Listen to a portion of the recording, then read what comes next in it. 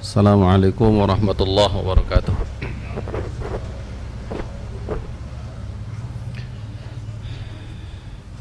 Alhamdulillahi rabbil alamin. Hamdan katsiran tayyiban mubarakan fih kama yuhibbu rabbuna wa yardah. Allahumma salli ala Muhammadin wa ala ali Muhammad kama sallaita ala ali Ibrahim innaka Hamidum Majid. Wa barik ala Muhammadin wa ala ali Muhammad kama barakta ala ali Ibrahim innaka Hamidum Majid. Allahumma anfa'na bima 'allamtana wa 'allimna ma yanfa'una wa zidna ilma. Allahumma inna nas'aluka al-huda wat-tuqa wal-afafa wal-ghina. Allahumma amin. Hadirin rahimakumullah, kita panjatkan puji dan syukur kita kepada Allah Jalla fi'ula. Alhamdulillah sampai saat ini kita masih diberikan berbagai nikmat. Kita masih diberikan kekuatan oleh Allah Rabbul Alamin, sehingga pada malam ini kembali kita dipertemukan dalam majelis ilmu di kajian intensif bekal-bekal dasar-dasar akidah dari kitab Ma'ariju Al-Qabul, buah karya Al-Imam Hafiz Al-Hakami rahimahullahu ta'ala. Yang kali ini insyaallah ta'ala kita akan masuk di Al-Faslu Al-Khamis, pasal kelima, fi bayani umurin yaf'aluha al-amatu, perkara-perkara yang banyak dilakukan oleh manusia, keumuman manusia atau masyarakat. Minha ma huwa syirkun, ada yang masuk ke dalam kesyirikan. Wa minha ma huwa qaribun minhu, ada juga yang mendekati kepada kesyirikan.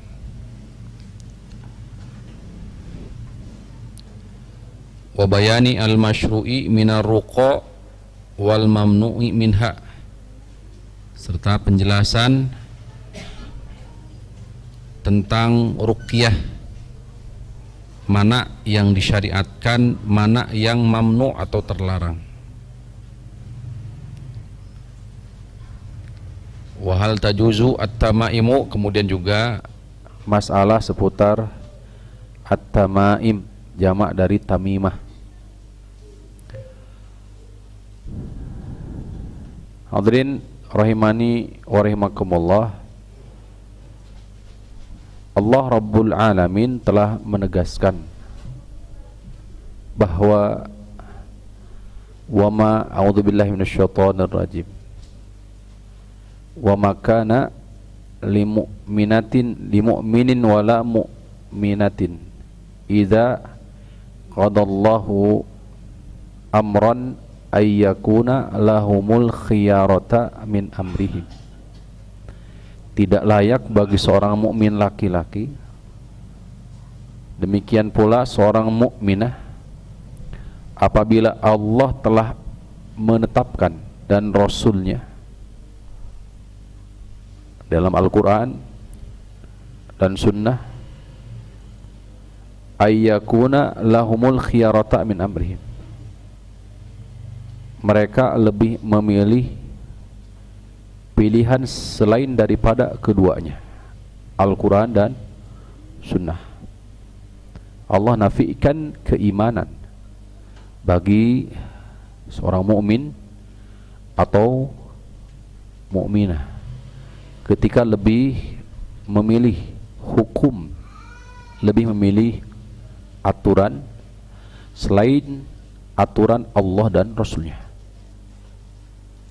Allah pula menegaskan, wa may yabtaghi ghairal islami dina fala yuqbala minhu wa huwa fil akhirati minal khasirin. Siapa yang menjadikan aturan selain dari Islam,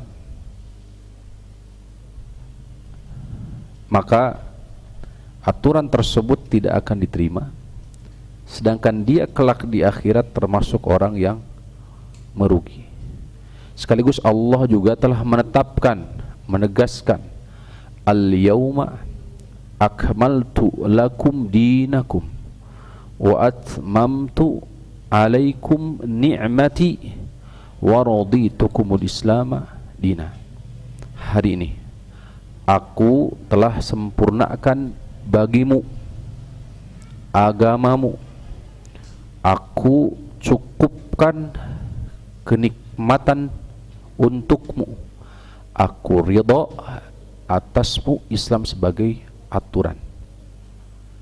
Maka hadirin rahimani wa rahimakumullah, siapa yang menjadikan aturan selain daripada aturan Islam, maka tidak akan diterima oleh Allah Subhanahu wa taala. Entah itu dengan nama budaya, apa itu, ataupun dengan nama logika atau lain sebagainya. Sebagaimana di sebagian akademisi, di mana ketika datang aturan Al-Quran dan Sunnah, maka mereka timbang, kemudian mereka bagi. Ini adalah budaya, ini adalah syariat. Mereka pisahkan antara budaya dan syariat. Padahal apa yang tadi disampaikan, apa yang tadi telah dijelaskan oleh Allah, tegaskan oleh Allah Subhanahu wa taala, yang sejatinya termasuk ayat muhkamat, bukan saja dipahami oleh akademisi, tapi juga termasuk orang awam sekalipun, maka mudah dipahami.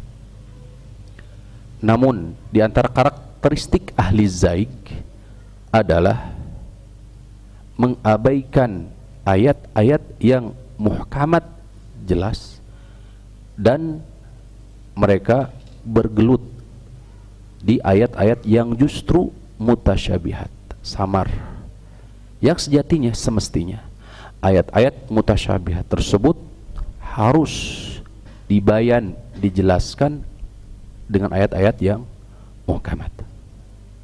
Hadirin rahimanallah, ketika datang perintah hijab umpamanya, mereka bawakan bahwa ini adalah budaya. Mereka pisahkan antara syariat dengan budaya. Ini syubhat.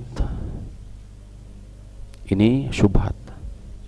Dan syubhat adalah bagian dari taktik tipu daya dari syaitan.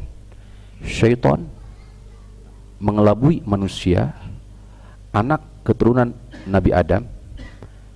Dia sudah bersumpah dan berjanji di hadapan Allah, la'ughwiyannahum ajma'in, aku pasti sesatkan mereka semua, illa ibadaka minhumul mukhlasin, kecuali hamba-hambamu yang ikhlas saja.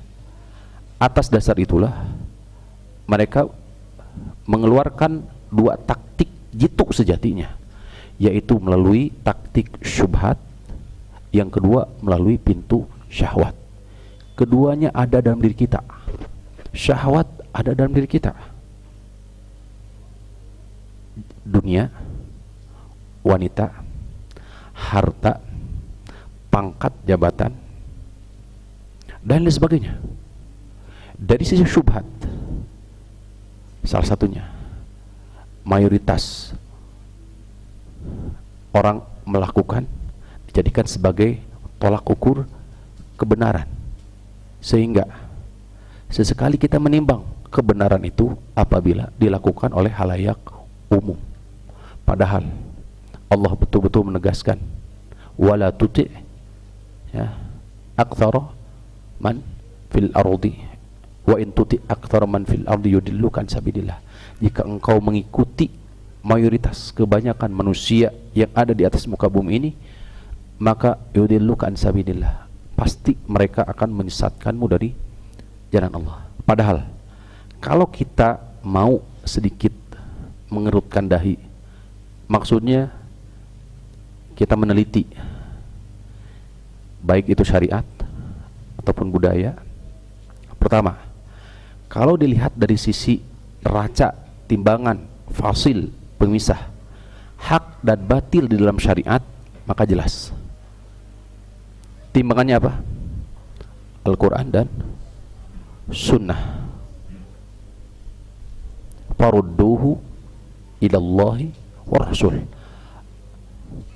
dikembalikan kepada Allah dan Rasul. Allah Al-Quran, Rasul adalah Sunnah.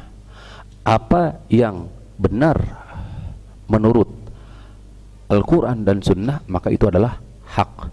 Zalika bi annallaha huwal haqqu. Jelas.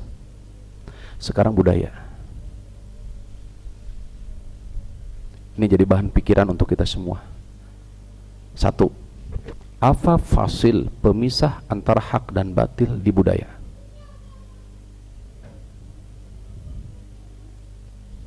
Apa pemisah hak, baik dan benar dalam budaya?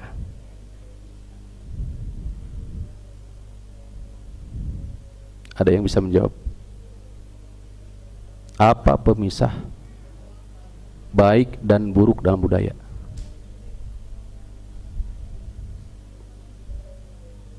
Ada yang bisa menjawab? Barangkali. Hah? Mayoritas. Fasil pemisahnya. Kalau dilihat dari sisi definisi budaya adalah perkataan perbuatan yang dilakukan secara terus menerus, sehingga tolak ukur mereka bisa jadi salah satunya adalah banyaknya orang yang melakukan. Maka dipertimbangkan tadi dengan nas ayat. Apakah kebanyakan orang yang melakukan menjadi patokan kebenaran? Nah ini. Sehingga sekali lagi, syariat sejatinya mendudukan budaya mulia, sehingga para ulama membuat kaidah hasil tatabbu wal istiqra terhadap Al-Quran dan Sunnah. Tatabbu wal istiqra itu penelitian secara mendalam terhadap Al-Quran dan Sunnah, sehingga mengeluarkan istinbat, kesimpulan berupa kaidah dasar landasan. Al-adatu muhakkamatun, adat itu didasarkan, adat menjadi dasar hukum. Adat, budaya itu dijadikan sebagai dasar apa? Hukum. Dengan ketentuan, selama itu tidak bertentangan dengan Al-Quran dan Sunnah. Ada sekali lagi, fasil pemisah dalam syariat antar hak dan batil ada di dalam Al-Quran dan Sunnah. Sehingga apabila adat atau budaya bertentangan dengan Al-Quran dan Sunnah, maka yang harus didahulukan adalah siapa? Qaulullah, firman Allah, kemudian sabda Rasulullah sallallahu alaihi wasallam. Wa man asdaqu minallahi qila wa man asdaqu minallahi haditha. Hadirin rahimani wa rahimakumullah. Ini barangkali yang harus betul-betul dipahami. Betul-betul Islam menempatkan budaya, adat istiadat itu mulia. Mana landasan dasarnya? Wa ashiruhunna bil ma'ruf. Perintah untuk bersikap baik, bergaul, menggauli istri dengan baik. Maka patokannya adalah apa? Orf, kebiasaan. Tuh, Hadirin rahimani wa rahimakumullah. Ini untuk sedikit kita agar bisa betul-betul memahami. Kemudian selanjutnya adalah menguatkan keimanan dan ketakwaan kita kepada Allah Subhanahu wa taala. Kita masuk di pembahasan di mana pasal ini berbicara tentang hal-hal, perkara-perkara yang banyak dilakukan oleh halayak umum. Makanya sesuai dengan mukadimah tadi. Hal-hal yang banyak dilakukan oleh kebanyakan manusia amah. Tapi didasari oleh apa? Syariat. Makanya yang kita angkat adalah ruqyah dalam pandangan syariat. Salah satunya bahasan.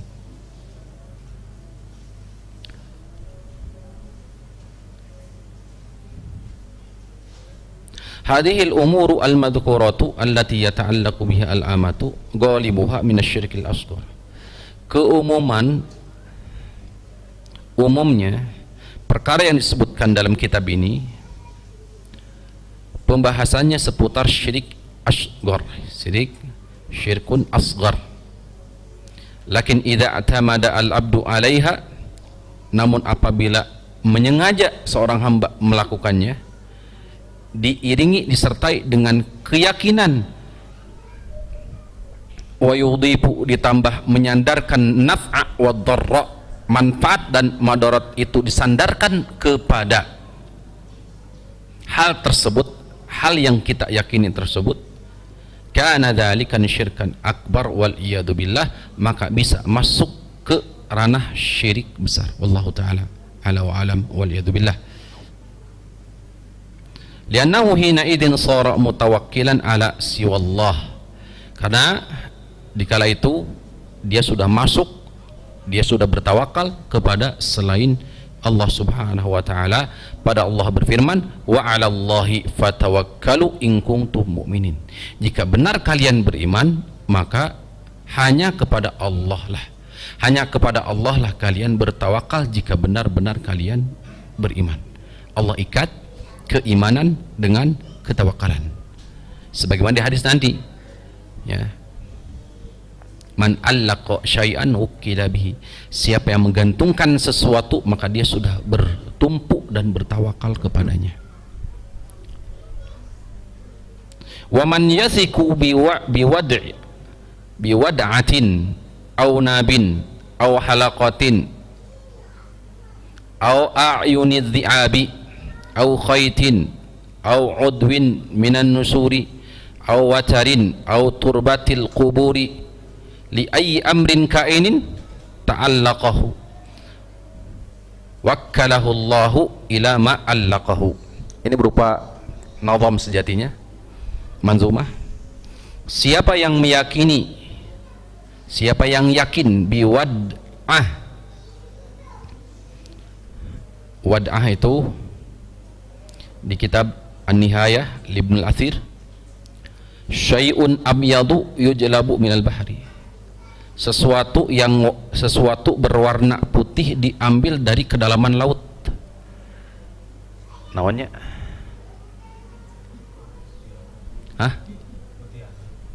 lain mutiara. Nah, bukan mutiara. Mutiara mah perhiasan. Kerang semacam demikian, kerang. Bukan mutiaranya. Kalau mutiara sebagai hiasan, tapi kerang atau semisalnya. Ya, sesuatu berwarna putih diambil dari kedalaman laut. Yu'allaku fi huluki sibyan, biasanya dipakai digantungkan di leher anak. Di leher sibyan, sobi, jamak dari sobi, anak. Tujuannya wa ghairihim, dan juga bukan saja di mereka tapi juga bisa jadi di orang tua. Wa innama nuhiya anhu, kenapa terlarang? Li'annahum kanu yu'allaqunahu atau yu'alliqunaha makhafata alaini, karena niat mereka menggantungkan barang tersebut, mengalungkan benda tersebut di leher anak, tujuannya untuk apa? Makhafata alaini, karena khawatir dan takut, sekaligus juga penjagaan agar anak tidak kena penyakit ain. Apa penyakit ain? Apa penyakit ain? Ainul hasad, maksudnya adalah ainul hasad, mata dengki, mata kedengkian. Karena likulli ni'matin hasuda, setiap yang memiliki kenikmatan itu orang hasad ada, kedengkian itu pasti ada. Dan siapapun tidak akan pernah mungkin bisa selamat dari yang namanya apa? Kedengkian. Sebisa-bisanya kita menutupi kebaikan pasti akan nampak di mata siapa? Orang yang hasad. Nabi Yusuf diwanti-wanti oleh ayahandanya agar apa? Jangan menyampaikan mimpinya kepada saudara-saudaranya. Maka apa yang dilakukan Nabi Yusuf kira-kira? Akan menepati janji untuk tidak mengabarkan mimpi tersebut kepada saudara-saudara. Tapi apa yang terjadi? Payakiduna laka kaida. Faktanya mereka akhirnya apa? Terbongkar dan melakukan tipu daya kepada Nabi Yusuf alaihissalam. Sehingga sekali lagi, setiap orang tidak akan selamat dari yang namanya apa? Kedengkian. Setiap ada kenikmatan pasti ada kedengkian. Dan harus kita akui dan kita yakini bahwa setiap diri kita banyak banget kenikmatan. Wa in ta'uddu ni'matah wa in ta'uddu ni'matullah la tusuha. Jika kalian hendak menghitung-hitung nikmat Allah, maka tidak akan pernah mampu menghitungnya. Sehingga dari sini terbukalah pintu-pintu hasad. Kepada siapa? Kepada setiap diri kita.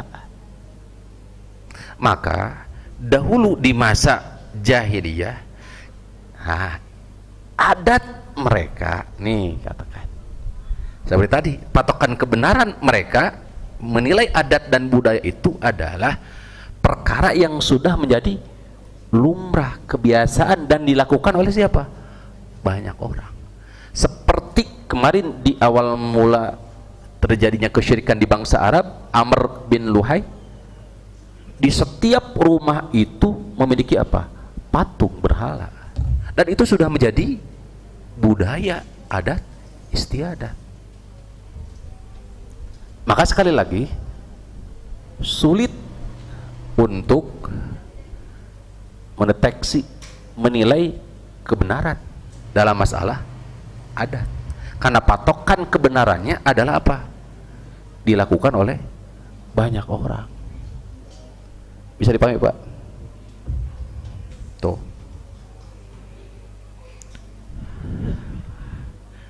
Sehingga banyak PR ya, banyak PR. Terus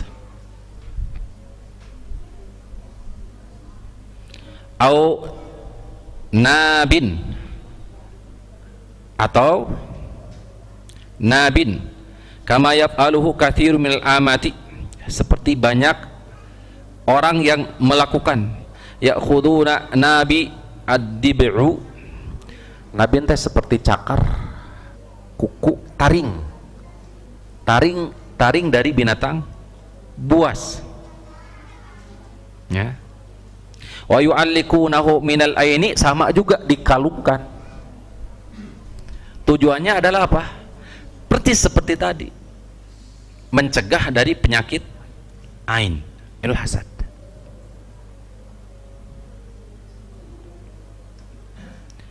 Au halaqatin, atau berupa halaqah, lingkaran, ikatan, entah itu dari benang kemudian diisi dengan, sebagian ada dengan halaqah berupa tamimah nanti, baik dengan ayat Al-Quran atau dengan jimat, azaim. Wa katsiran ma yu'allikunaha minal aini Wa sayati fil hadithi annahu yu'allaqunaha minal wahinah, akan datang di hadis bahwa tujuan mereka mengalungkan, mengikat biasanya kadang di lengan bagian atas, kadang juga di sini. Ya. Tujuannya adalah apa? Minal wahinati, supaya selamat dari penyakit yang sifatnya adud. Adud itu apa? Badan. Minal wahinah. Ada disebutkan di hadis Nabi SAW, ada seorang sahabat, diriwayatkan oleh Imam Ahmad, para ulama berselisih pendapat tentang hukumnya.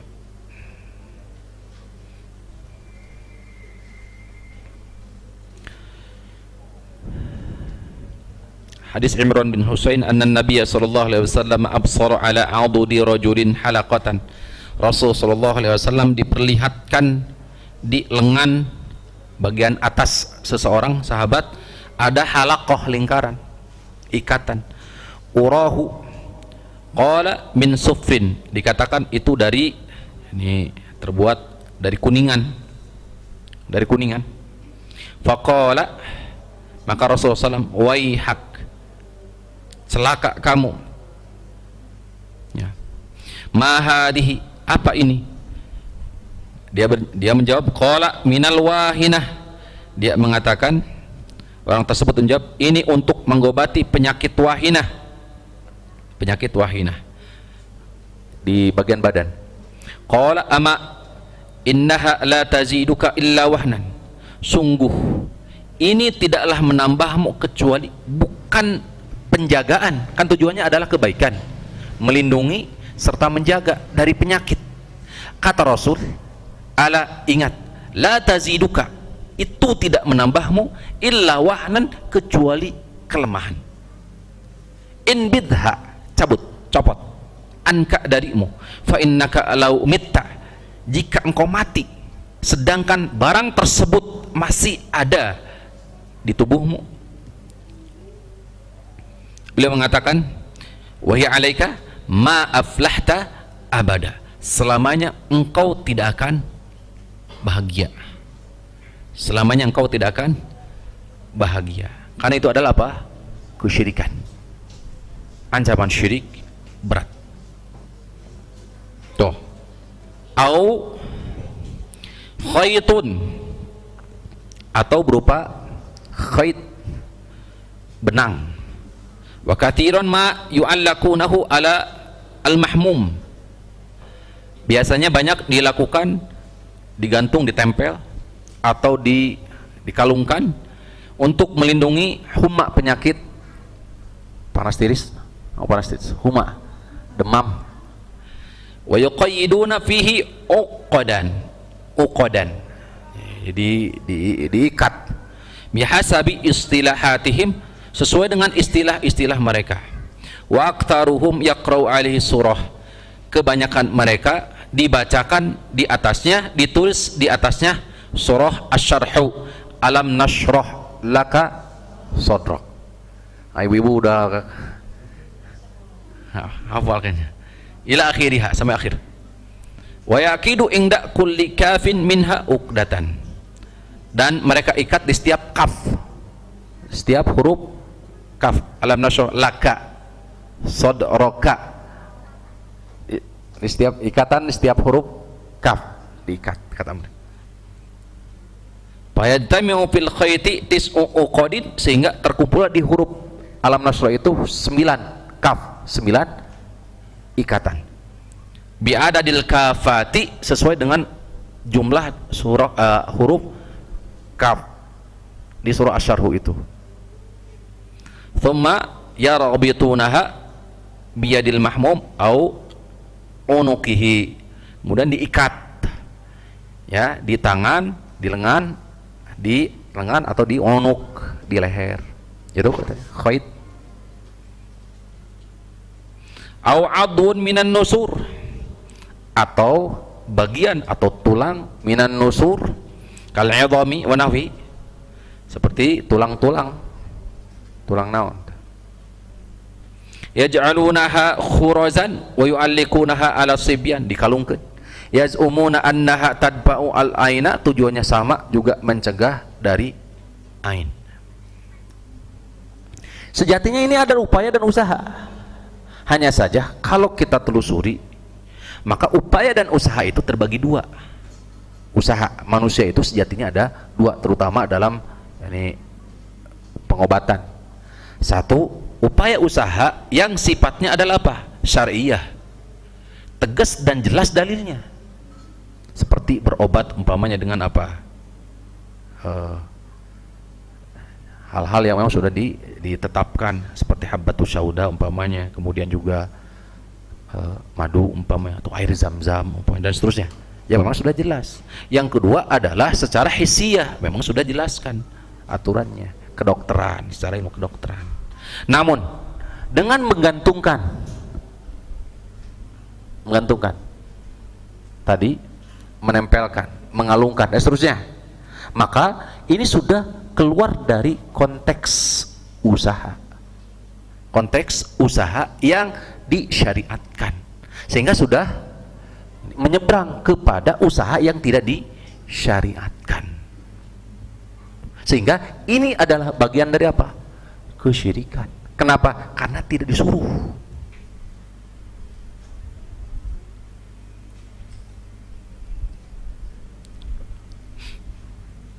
Au turbatu al-kubur, atau dengan tanah kuburan,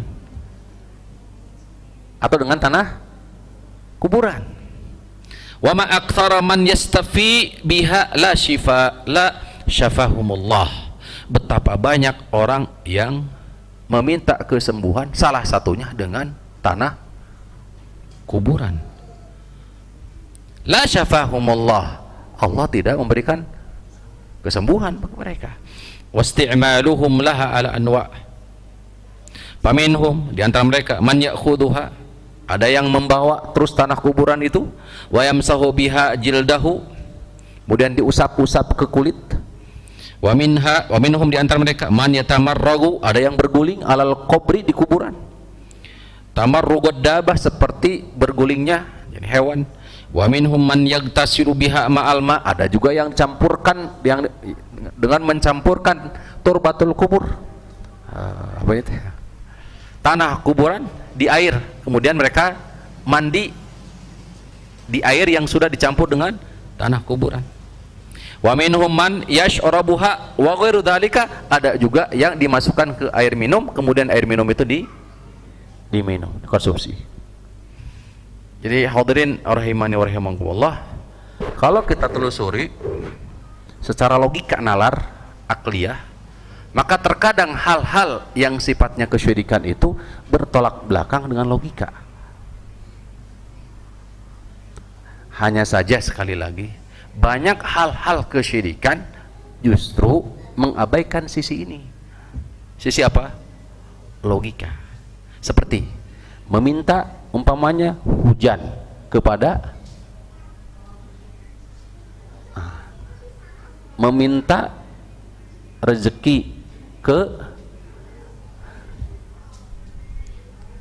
meminta jodoh keturunan ke dukun umpamanya,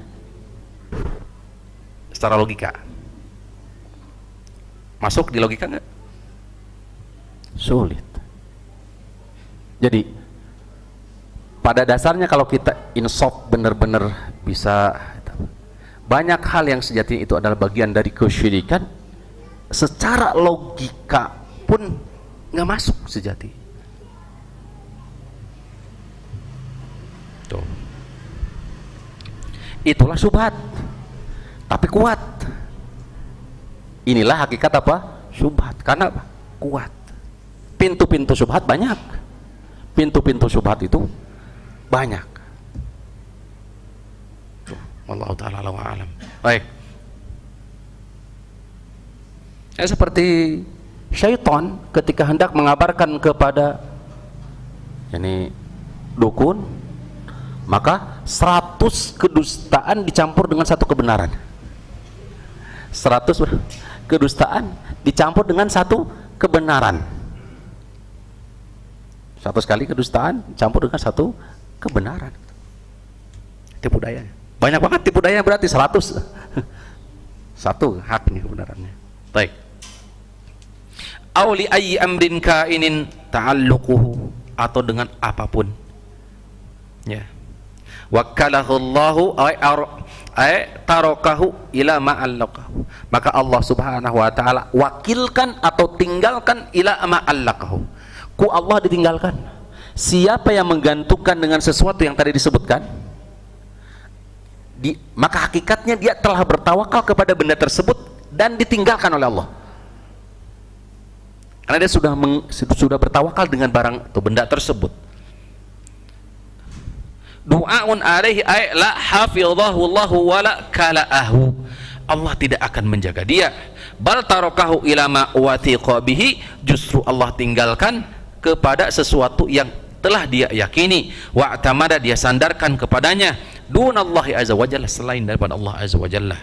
Qala Allah taala, surah Yusuf 106, wa ma yu'minu aktsaruhum billah, kebanyakan daripada mereka tidak beriman kepada Allah, illa wahum musyrikun, kecuali keadaan mereka dalam keadaan syirik. Hadis Uqbah bin Amir, di Imam Ahmad meriwayatkan dalam musnadnya, sami'tu Rasulullah sallallahu alaihi wasallam yaqul, man ta'allaqa tamimatan fala atammallahu lahu. Siapa yang menggantungkan tamimah, banyak jenisnya, ditempel, bisa ditempel umpamanya di rumah, depan pintu rumah, atau di dunia muamalah, di mana, di toko dan sejenisnya, semisalnya. Maka bagaimana kata Allah, kata Rasulullah SAW, fala atammallahu lahu, maka Allah tidak akan menyempurnakannya. Wa man ta'allaqa wada'atan, siapa yang menggantungkan wada'ah tadi, fala wada'allahu lahu, maka Allah akan tinggalkan dia. Walahu an Imran ibn Husain, ya, seperti tadi yang sudah disampaikan. Ibnu Abi Hatim, hadis Hudzaifah radhiyallahu anhu, annahu ra'a rajulan fi yadihi khaitun minal humma. Hudzaifah bin Yaman melihat radhiyallahu anhu, ada seseorang di lengannya ada khaitun, ada tali dari minal humma, faqatta'ahu, langsung dipotong.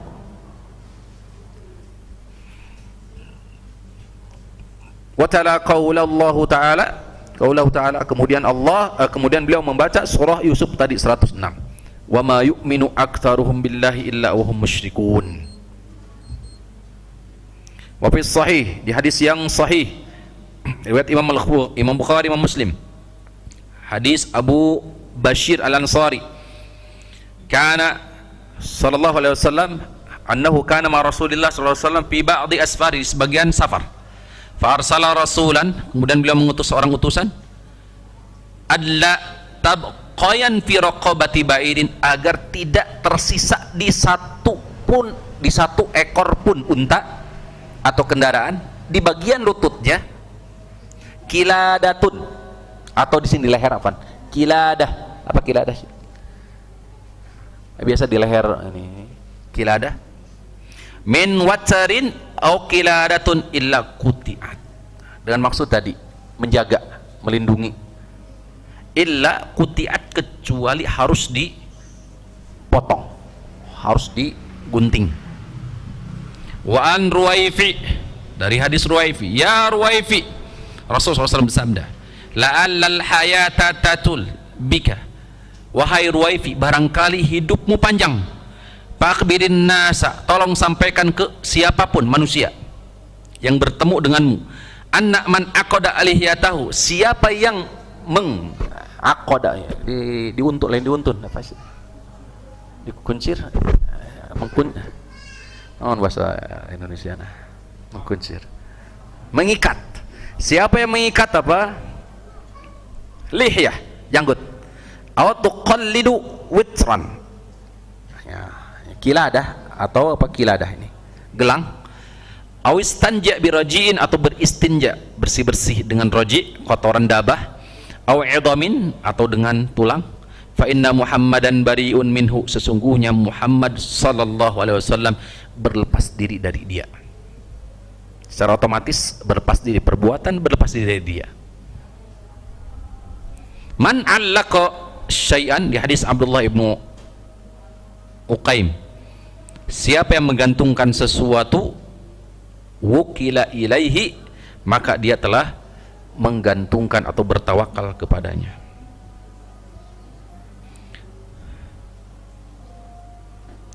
Di hadis yang lain juga disebutkan, inna ruqa wat tamaina wat tamaima wat tiwalata syirkun, sesungguhnya ruqyah, tamimah, tiwalah syirkun.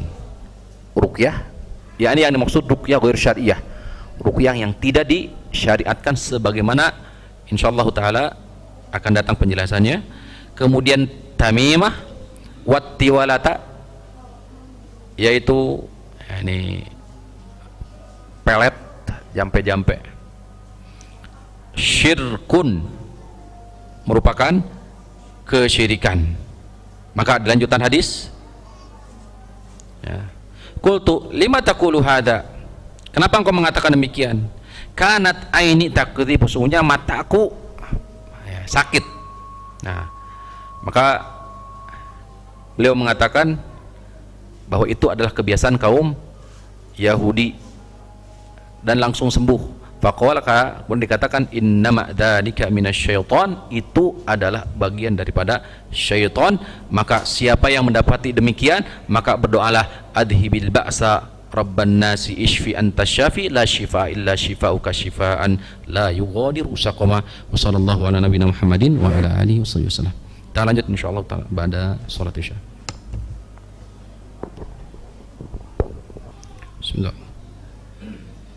Alhamdulillah wassalatu wassalamu ala rasulillah wa ala alihi wa sahbihi wa man tabi'ah hudah.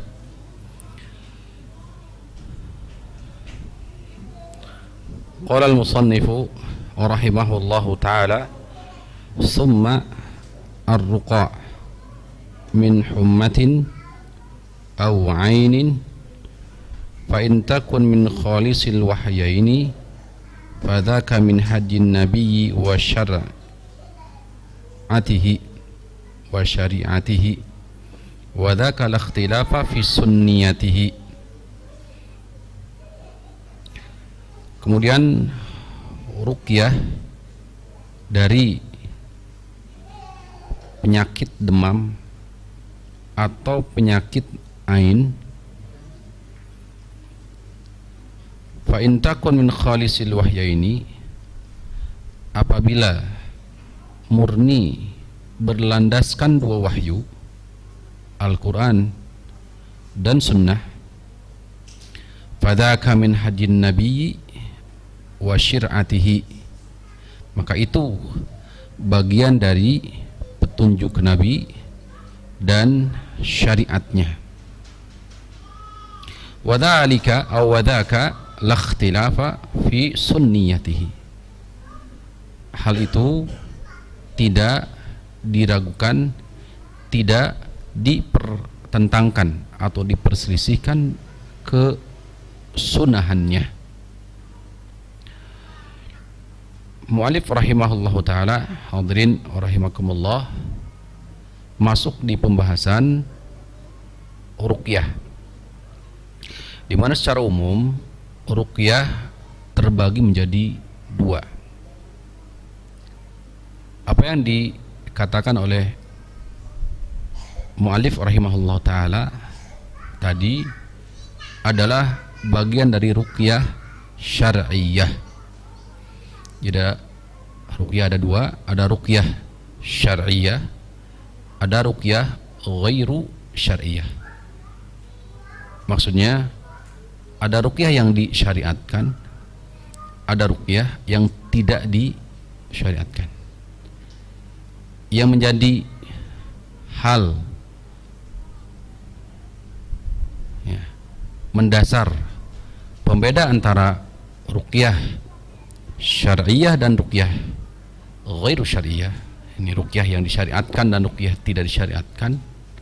Sebagaimana kalam dari musannif rahimahullahu taala, fa in takun min khalisil wahyaini, apabila landasannya murni dari dua wahyu, Al-Quran dan Sunnah, maka itu adalah ruqyah syariah, termasuk dari Sunnah, termasuk dari hadjun Nabi sallallahu alaihi wasallam, petunjuk Nabi sallallahu alaihi wasallam. Wa bididdihi tatabayyanul asya', sebagaimana kalam para ulama, dengan mengetahui kebalikan, dengan mengetahui ini, maka akan diketahui makna terbalik dari ruqyah syariah, ruqyah ghairu syariah. Ruqyah ghairu syariah berarti ruqyah yang tidak dilandasi oleh Al-Quran dan Sunnah.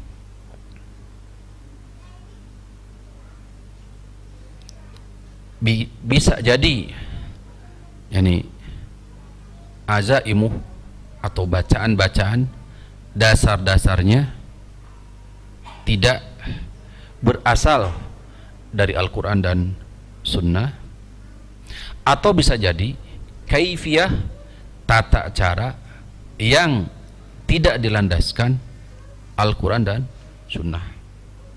Termasuk di dalamnya juga kaifiyah perbuatan, karena kaifiyah ada dua, fi'liyah, ini perbuatan, tata cara, atau bisa jadi termasuk kaifiyah berupa sifat, sifat redaksi tekstualnya, bisa jadi tidak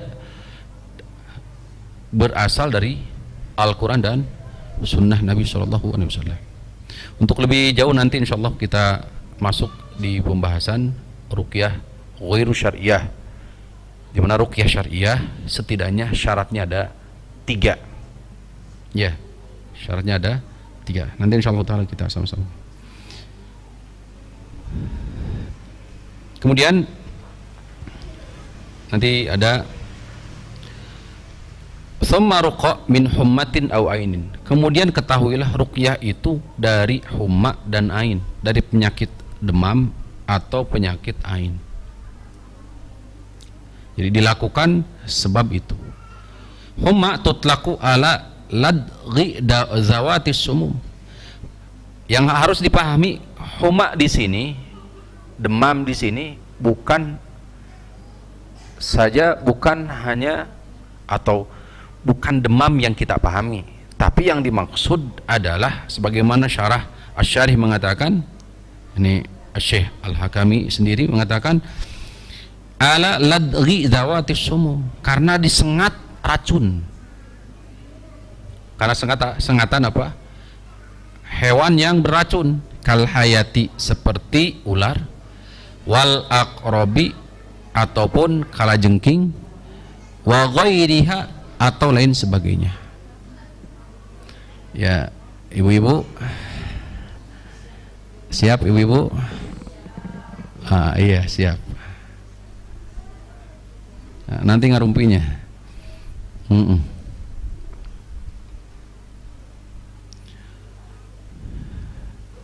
Au ainin, atau ain, wahya minal insi. Penyakit ini bisa dari hasad, ainul hasad, mata dengki manusia. Kan nafsi minal jinni, seperti apa? Kan nafsi minal jinni, atau bisa jadi melalui bantuan apa? Jin. Wahia haqqun walaha ta'thirun, dan itu nyata. Jadi penyakit ain ini hak, nyata. Laha ta'thirun, ada dampaknya, ada bekasnya. Lakin la ta'thira laha illa biidznillah azza wa jal, akan tetapi tidak berdampak apapun kecuali atas izin Allah subhanahu wa ta'ala. Wa qala Allah ta'ala, a'udzu billahi minasyaitonir rajim, Surah Al-Qalam ayat 51. Wa iyyakadul ladzina kafaru la yuzdiqunaka bi absarihim lamma sami'u az-zikra. Surah Al-Qalam ayat 51. Apabila yakadul ladzi, hampir saja orang-orang kafir itu la yuzliqunaka bi absarihim, hendak menggelincirkanmu, bi absarihim, dengan sebab mata-matamu. Fassarahu bi isabatil aini. Ibnu Abbas, Imam Mujahid menafsirkan ayat ini yaitu dengan apa? Dengan isabatul aini, yaitu dengan apa? Penyakit ain. Wa fi tahqiqiha, untuk menguatkannya sebagai landasannya, sahih riwayat Imam Muslim an Ibni Abbas, dari sahabat Ibnu Abbas, Abdullah Ibnu Abbas radhiyallahu taala anhuma, dari Nabi sallallahu alaihi wasallam, kata beliau, al-ainu haqqun, penyakit ain itu hak, nyata. Walau kana syai'un sabiqal qadari sabaqat al-ainu, seandainya ada sesuatu yang bisa mendahului takdir,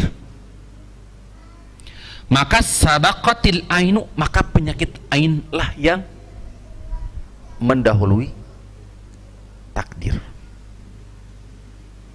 Yang dimaksud tentu adalah takdir, yakni di mana takdir ada dua, ada takdir muallaq, takdir terikat, yaitu di bawah ilmu pengetahuan siapa? Malaikat ketika di alam janin, bikatbi rizkihi wa ajalihi wa amalihi wa saqiyun aw sa'idun, dengan catat rizki, ajal, amal perbuatan, bahagia, celaka. Ini semua sudah dicatat oleh malaikat di janin, di rahim. Penyakit ain ini juga sejatinya sudah, artinya penyakit ini bisa mendahului takdir. Yang dimaksud adalah takdir di bawah ilmu pengetahuan siapa? Malaikat. Adapun seseorang menimpa kepadanya penyakit ain, termasuk sebab-sebabnya, termasuk lain sebagainya, maka di catatan takdir 50.000 tahun sebelum ciptakannya langit dan bumi di Lauhil Mahfuz, ya, maka itu sudah dicatat, kitab induk, sehingga malaikat itu sejatinya nanti mencatat, mengopik dari kitab catatan induk. Sebagaimana keumuman amal soleh, diantaranya doa, diantaranya adalah apa? Sebagaimana di hadis Nabi Sallallahu Alaihi Wasallam, siapa yang ingin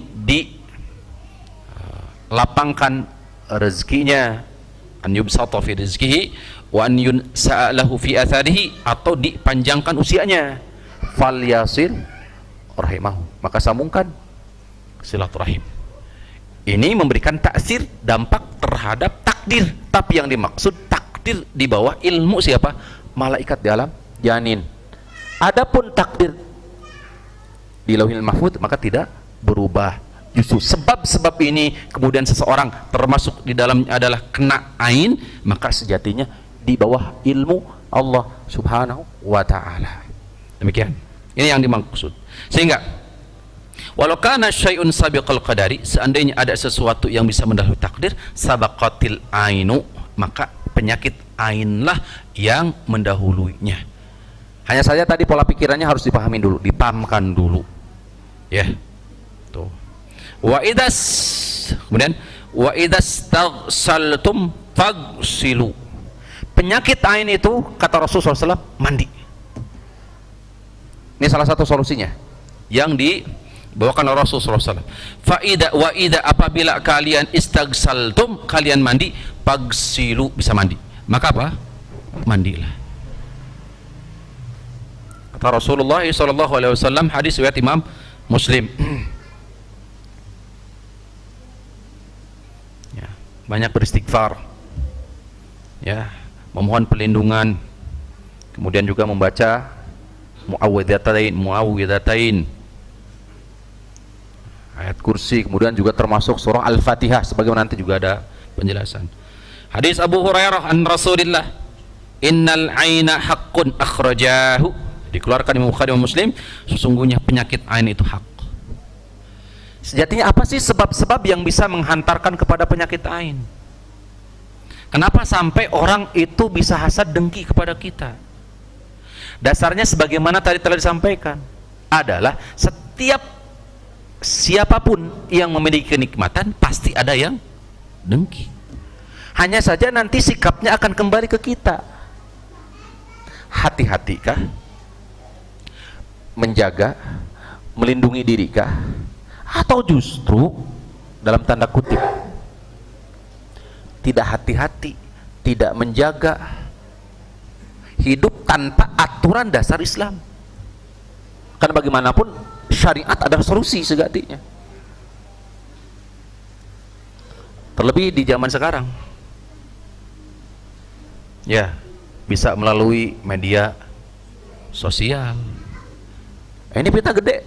Selain sisi manfaatnya yang besar, banyak, tapi juga tidak kalah pentingnya sisi madorotnya gede. Bahkan bisa jadi kalau kita insaf mau menilai, sisi madorotnya lebih dahsyat. Karena ada kalanya orang tua tidak tahu, anaknya justru lebih pandai dari orang tuanya. Katanya lebih gede. Akhirnya bagaimana? Secara tidak sadar kita pasang tuh siapa anak kita dan sebagainya. Karena bisa jadi justru melalui media itulah mata hasad kedengkian itu muncul.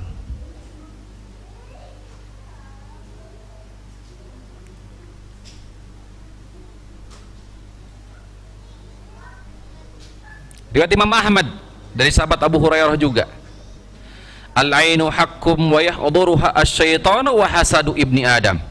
Penyakit ain itu hak nyata, wa yahduruha syaitan, didatangkan oleh syaitan, wa hasadu ibni Adam, serta kedengkian dari ibnu Adam. Jadi dua pelakunya, syaitan dan kedengkian dari siapa? Ibnu Adam. Inna nafsa la amaratun bisu, sesungguhnya nafsul amarah itu senantiasa menyuruh kepada apa? Keburukan, hasad, dengki, seluruh penyakit hati. Walahu anhu, Imam Ahmad juga dari sama Abu Hurairah, sami'tu Rasulullah SAW yaqul, saya pernah mendengar Rasulullah SAW bersabda, asdaqu tayrati al-fa'lu wal ainu haqqun, sebaik-baiknya at-tatayyur al-fa'lu, sikap optimis, wal ainu haqqun, dan penyakit ain itu adalah hak.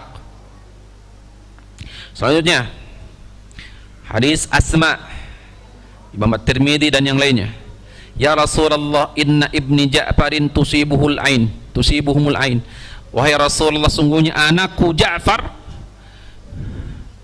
telah menimpa kepadanya penyakit ain.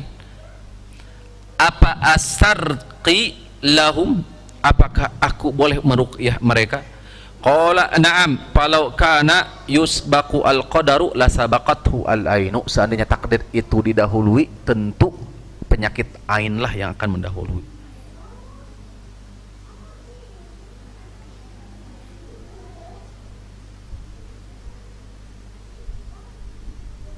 Nah,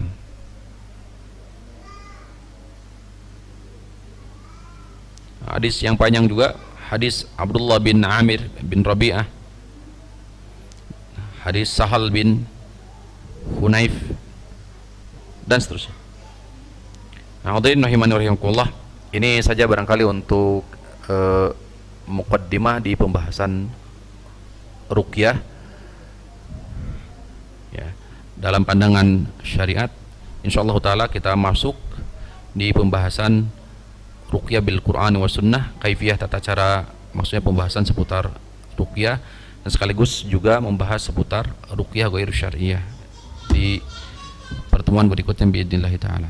Aqulu qauli hadza wa astaghfirullah li wa lakum wa li sairil muslimin. Subhanakallahumma rabbana wa bihamdika asyhadu an la ilaha illa anta astaghfiruka wa atubu ilaik. Assalamualaikum warahmatullahi wabarakatuh.